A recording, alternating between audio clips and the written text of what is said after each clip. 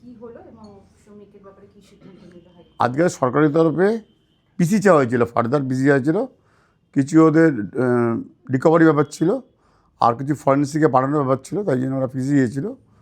Court কিন্তু আমরা কোর্টকে বলেছিলাম যে প্রথম থেকে আমরা যা বলেছিলাম যে ছেলেটা মেয়েটা বন্ধুত্ব রিলেশন ছিল, তারপরে কোনো কারণে সেদিন 2 তারিখে ওরা গেছিলো 5টা নাগাদ মেয়েটা ছেলেটার বাড়িতে, 3 তারিখে 5টা নাগাদ বেরিয়ে যায়, তারপরে কোনো কমপ্লেন করেনি, কোথাও যায়নি, থানায় যায়নি। ঠিক তার 24 ঘন্টা পরে একটা কমপ্লেন এলো, তাতে কোনো ধর্ষণের অ্যালিগেশন ছিল না।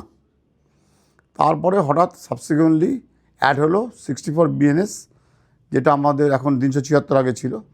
তারপরে আমরা দেখলাম যে তার একটা শারীরিক পরীক্ষা হয়েছে এবং পুলিশ ফার্দার পিসি দিয়েছিল। কোর্ট কিন্তু সেগুলো দেখেছে না, ওকে জেল কাস্টাডি করেছে টিল 2 মার্চ। এটা একটা পলিটিক্যাল, প্রথম থেকে একটা পলিটিক্যাল রং লাগানোর চেষ্টা? না, আমি এটা পলিটিক্যাল দেখছি না। একটা ছেলে মেয়ের সম্পর্ক থাকতে পারে, তাদের মধ্যে রিলেশন আবার কাট আপ হতে পারে। সে যেমন স্বামী স্ত্রীতে যেমন বিয়ের পর ডিভোর্স হয়, তেমনি রিলেশনও থাকতে পারে, রিলেশন কেটেও যেতে পারে। সেক্ষেত্রে আমি এর মধ্যে কোনো পলিটিক্স খুঁজে পাচ্ছি না। একটা ভাষানোর তত্ত্ব বারবার চলে আসছে।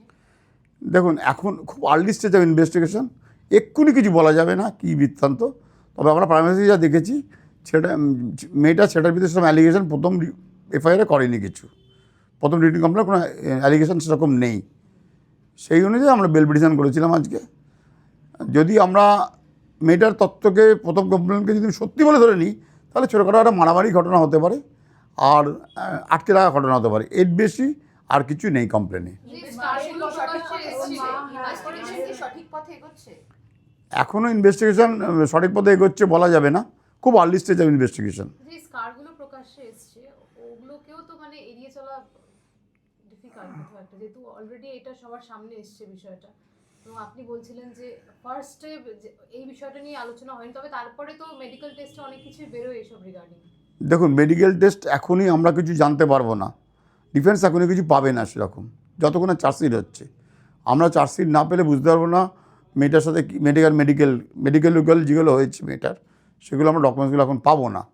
আমরা যা মেয়েটার complain, seizure list, forwarding report, এর ভিত্তিতে আমরা বেল পিটিশন করি বা কোর্টের কাছে মুভ করি। দাদা, এর আগের দিন মা বাবা বলেছিলেন এবং সেখানে কি চর মারার কথা ওনারা বলেছিলেন, এবং সেটা নিয়ে কি বলবেন? দেখুন, আমরা তো যা শুনেছি, ওদের মধ্যে একটা ঝামেলা হয়েছিল এই যা কোনো আমরা আর কোনো শ্রমিক অধিকার কাছ থেকে আমরা কিছু শুনিনি। আমরা কথা বলেছি অ্যাকিউজদের সঙ্গে, কিন্তু আমরা অ্যাকিউজদের কাছে এরকম কোনো কিছু পাইনি। একটা ঝড়ঝাটি হয়েছিল বলেছে, কিন্তু এই মারামারি ঘটনা আমরা কিছু পাইনি। আমরা মেডিকেলও কিছু পাইনি আমরা রেকর্ডে। শ্রমিকের কি বক্তব্য সেটা কি কিছুটা বলতে পারবেন? মানে ও যে আজকে ও তো বলছে আমি পুরোপুরি ইনোসেন্ট, আমাদের মধ্যে একটা রিলেশন ছিল, তারপর একটা যে কোনো কারণে রিলেশনটা নষ্ট হয়ে যায়, নষ্ট দিকে গেছিলো আর কি, সেই জন্য।